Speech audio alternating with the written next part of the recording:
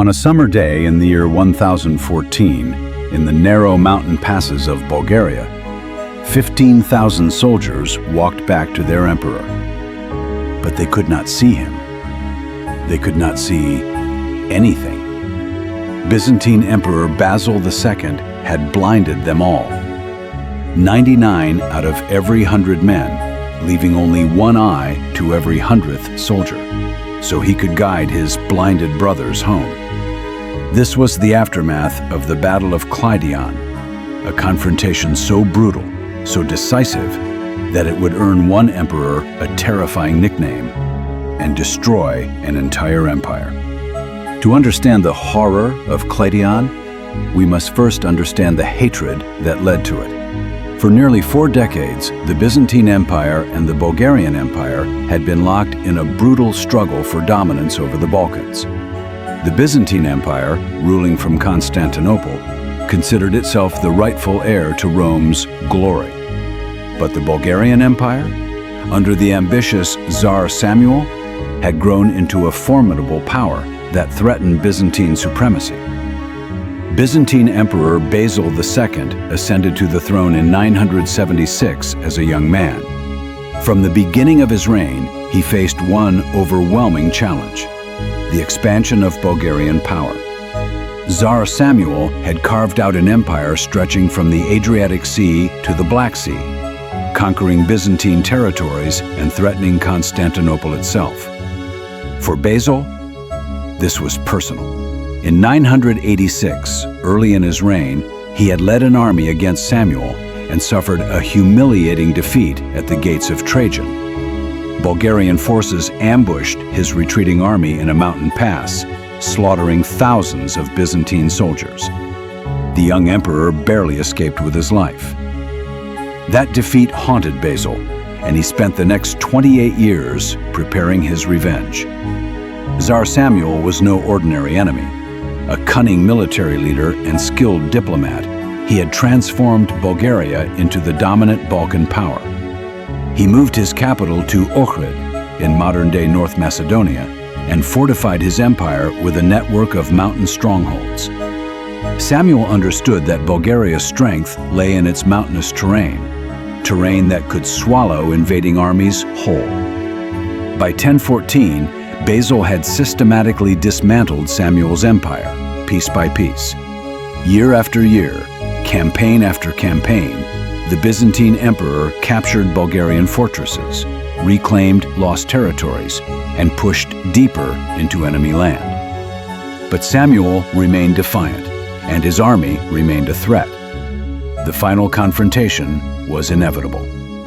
In the summer of 1014, Basil led his army north into Bulgarian territory, advancing through the Struma River Valley toward the fortress of Kleidion. The fortress sat in a strategic mountain pass called Cleidion, meaning the key, which controlled access to Samuel's heartland. Basil knew that capturing this pass would open the road to Ohrid and the final destruction of the Bulgarian Empire. Samuel, despite his age and failing health, understood the stakes. If Basil broke through Cleidion, Bulgaria would fall. The Bulgarian Tsar mobilized his army and marched to defend the pass. According to Byzantine chroniclers, Samuel commanded a force of perhaps 15,000 to 20,000 men, a significant army, but smaller than the massive Byzantine force approaching. Samuel chose his ground carefully. He positioned his army in the narrow Kleidion Pass, where the terrain would neutralize the Byzantine numerical advantage. The Bulgarians constructed wooden palisades across the pass and fortified the heights on both sides. From these positions, Bulgarian archers and javelin throwers could rain death on any army trying to force its way through the bottleneck below. It was a classic defensive strategy, one that had worked for Samuel many times before. The mountains were Bulgaria's greatest ally.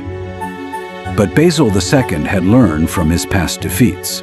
He would not repeat the mistakes of 986. On July 29, 1014, the Battle of Cleidion began. Basil deployed his main army before the Bulgarian fortifications, making it appear he would launch a frontal assault up the pass. Bulgarian defenders braced for the attack, positioning themselves behind their wooden walls, ready to repel the Byzantine advance. But Basil had no intention of walking into Samuel's trap. While the main Byzantine army demonstrated before the Bulgarian positions, keeping Samuel's attention focused on the pass, Basil executed his true strategy.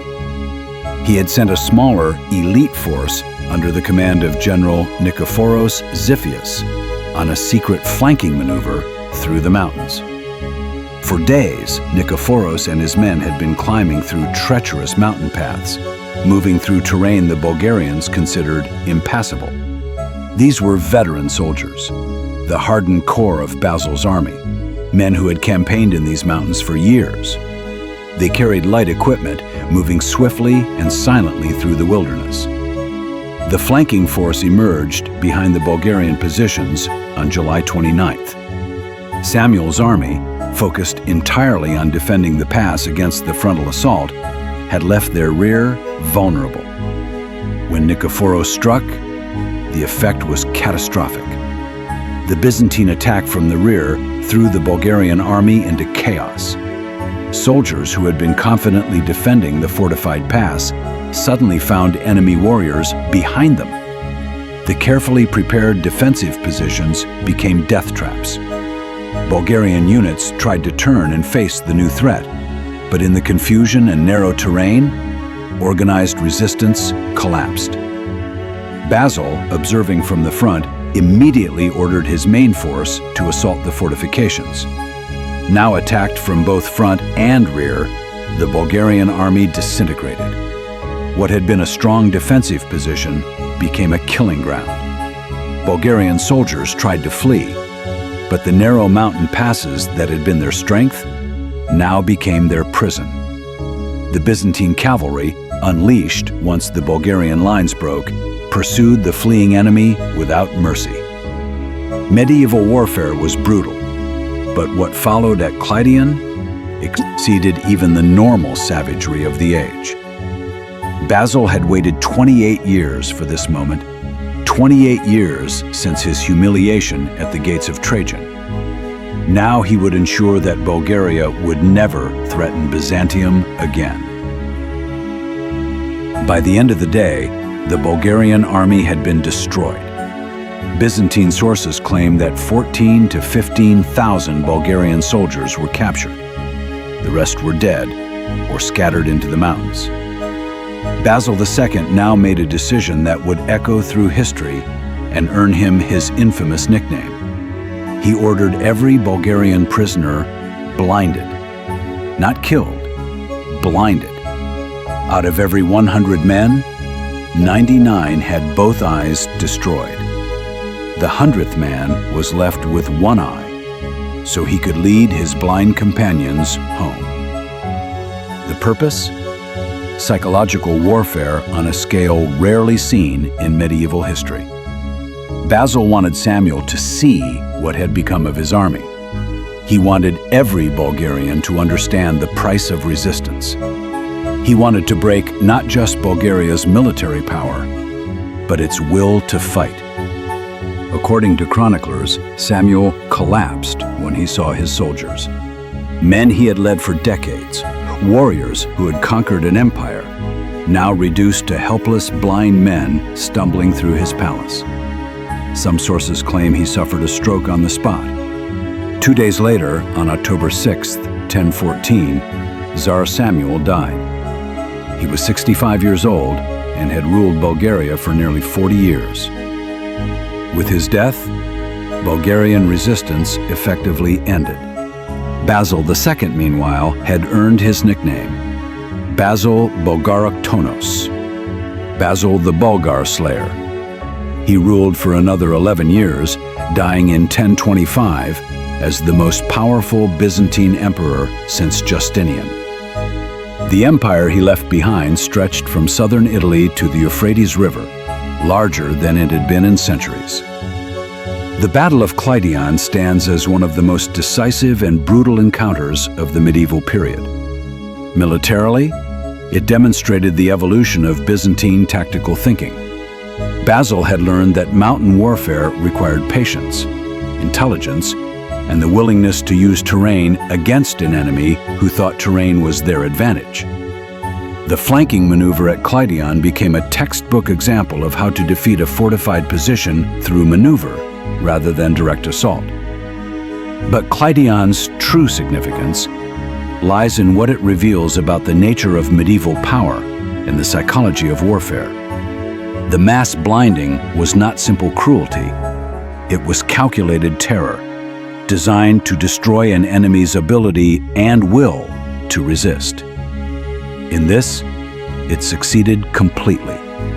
Bulgaria did not exist as an independent state again until 1185, more than 170 years later. Today, the Kleidion Pass remains, a quiet mountain valley on the border between Greece and Bulgaria. Few visitors come here, and fewer still realize they walk on ground soaked in the blood of empires. But on summer mornings, when mist fills the valley just as it did over 1,000 years ago, you can almost see them. 15,000 men stumbling home in the darkness that would be their world forever. The last soldiers of a dying empire.